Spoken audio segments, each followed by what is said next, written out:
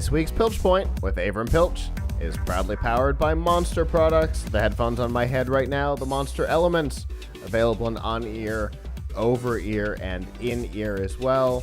But not just the Elements, all kinds of headphones from wired to Bluetooth, in-ear, on-ear, over-ear, all kinds of styles, plus, of course, Bluetooth speakers from the little hotshot up to the big monster blaster, and, of course, all of the power and cabling to connect this and all of your other stuff, your home entertainment system, your computer, and I'll tell you, one of my favorite things right now from them is the little battery. It's like credit card sized, and it's unbelievably high amperage. It's a great little device, and all of that is available right now by going to f5live.tv/monster.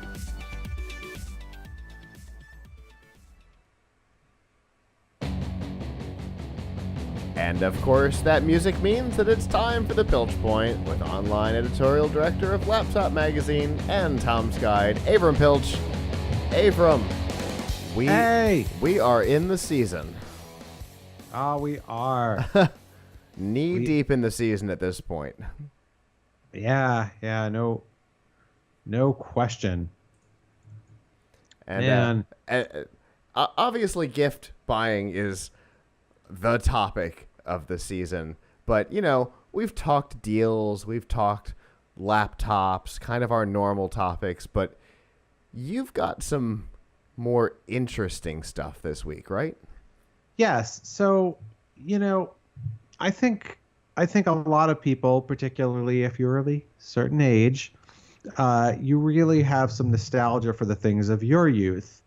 Now, for the people I work with, the things of their youth might have been 10 years ago, but or less. But for those of us in, let's say, Gen X or the older millennials, or even older folks still, you know, there's a lot of value in getting something that kind of takes them back. And so on tomsguide.com, we have a list of the best retro tech gadgets that you can get for yourself or someone else, courtesy of my colleague Andrew Friedman. And there are a few on here I'd like to highlight, and then there are some I'd even add to this. So one thing that a lot of people, you know, and sometimes they just don't make them like they used to. You know, one thing that's on here, I think one of the coolest things on here is that there is a new Polaroid camera, the Polaroid PIC 300. It is a small, you know, portable camera that shoots real instant prints, and it's a Polaroid. Now, I remember Polaroids when I was growing up. You know, lots of people had them. You had to take it out, you'd shake them, you'd sit there and you'd watch them develop. But you know what was cool was, like, at the end, you had a printed picture. You didn't need any technology to view it. You could put it on your refrigerator or whatever. Mm-hmm. After the apocalypse comes, Polaroid cameras will be like the most valuable form of photography around, because you won't need a darkroom to develop them, and you won't need electricity. Except for the electricity of taking it. So the Polaroid PIC 300, which is $70 at Best Buy, that's a great choice. That was the thing. That was the thing I was going to point out, was the surprisingly low price. I wasn't expecting $69.99 as the retail on that.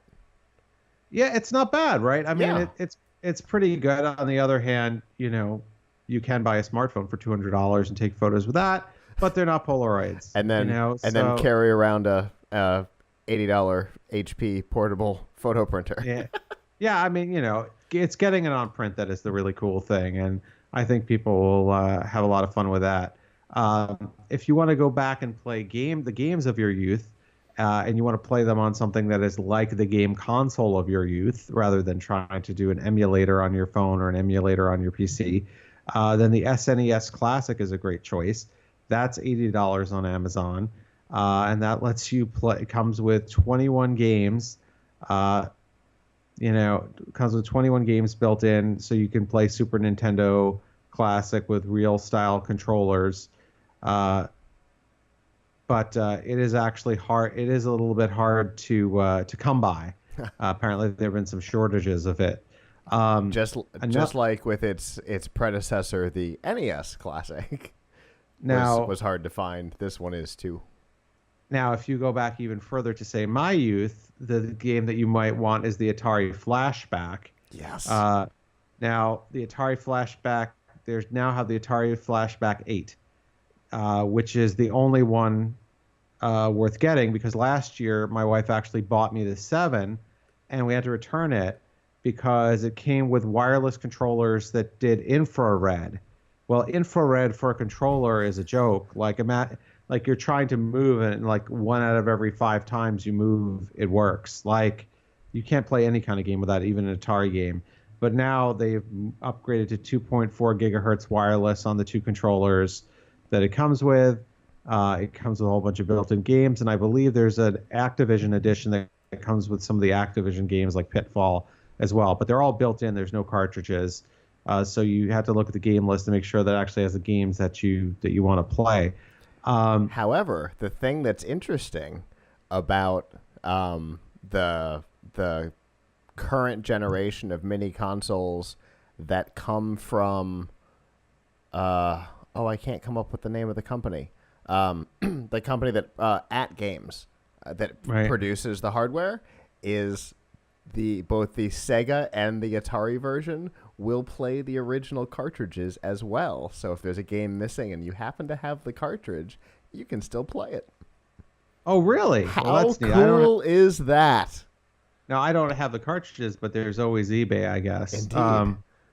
How cool is that? That's something that the Nintendo consoles don't do. They won't play the cartridges, but both the Sega and the Atari version both do. Oh wow, that's cool. Yeah, I thought when I got that press release, Alante was so excited he wrote about it. And Alante doesn't write ever. Alante was so excited he wrote about it. So another thing you can get that's retro is a Casio calculator watch, which was my first watch. No, maybe my second watch. It was my first digital watch. I loved that thing so much. It didn't even matter that I never had to actually calculate anything with it. The fact that I had that much intelligence on my wrist at any given time just was awesome with all the buttons. You know, that's what's missing on today's smartwatches, buttons. Not enough buttons. That's the thing that's missing from most modern technology is physical things. I miss physical things. So the last thing I'll mention is Teddy Ruxpin. There's a new Teddy Ruxpin out there. It's about, I think, $80, between $80 and $90. It downloads stories, and you can from the internet. You can actually pay to unlock some more. It will sit there and read you stories just like the old one. It does not use a cassette deck, though. It's all digital. And instead of having creepy mechanical eyes that move back and forth, it now has creepy digital eyes. Oh, that's better. But that your definition of creepy may vary. The people in my office who grew up with Teddy Ruxpin actually love the new Teddy Ruxpin. So I grew up with Teddy Ruxpin, and it freaked me out then. I can't imagine that it will be better with digital eyes.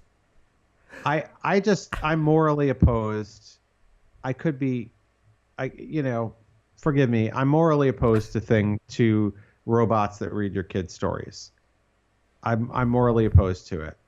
And the reason that I'm morally opposed to it is, as a parent, that's my job. Fair enough.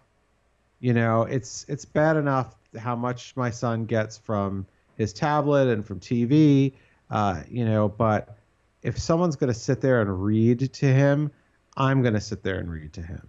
Or his mother will, or his grandparents will. That the least that we could do as parents is be present enough to read a story. So, no, I'm not. I wouldn't get, creepy or not. I wouldn't get that. I like that reasoning. It makes a lot of sense to me. But all that said, lots of great retro gifts out there, including money that we didn't mention, like a USB mixtape. So check out our list of retro gifts on tomsky.com, where we have a complete gift guide, including non-retro gifts as well.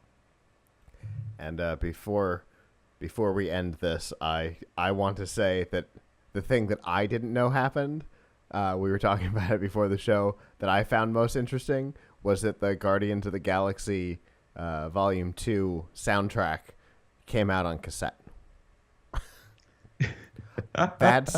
That's fascinating for a number of reasons. One, when was the last time something came out on cassette? Because where are you even going to find a cassette player today? And two, this was the movie where he upgraded to a Zune. So it shouldn't have been the last one that was on cassette, not this one. But that's, I guess, a different... Yeah, it does. Well, he didn't upgrade till the end, remember? Fair enough. And now, if there's a volume 3, they're going to have to come out with it on Zune. I was going to say, but your Zune Music Pass doesn't work anymore, or at least it won't by the time that movie comes out, or possibly by the time you see this episode, because it's got, 28 days left. So, yeah. Oh, well. As always, Avram, thank you. That is a fascinating list, and some really like weird fun things on there. Everybody should definitely go check it out on Tom's Guide. And until we were going to tease next week, because next week we've got something really cool. What I wanted to have for this week, and we didn't get all the parts in time, is we have in the office the first Ryzen mobile AMD Ryzen mobile powered laptop, an HP Envy X360. We actually did review it, so that's live on laptopmag.com right now. But we are also getting an identical Core i5 powered Envy X360, because the Ryzen we have is Ryzen 5, which is equivalent to Core i5. So probably Tuesday, when everything's been tested, we'll probably have up an article. We will have an article on the differences, and the early results look good for Ryzen.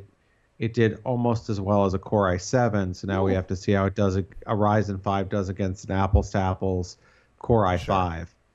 So pretty impressive considering how weak AMD's laptop offerings have been for the past several years. I would say for a long time now. Yeah, they may actually be a player again. So, well, that would be good, because as we know, competition breeds innovation, and Intel has not had any of that for a while in the PC space. I mean, even AMD making desktop chips, they half-assed it for a while. They waited until Intel came out with something, and then they'd do something. But when they decided to do Ryzen, they decided to come at it hard. And yes, they finally have a little bit of swagger. Yeah. Which I haven't seen from them in, a very years. long time. So I'm glad to see it. I'm glad to see that there's going to be a fight in that space again. It's good, because the tablet space is really the only place where Intel's had challenge with, competing with ARM's architecture.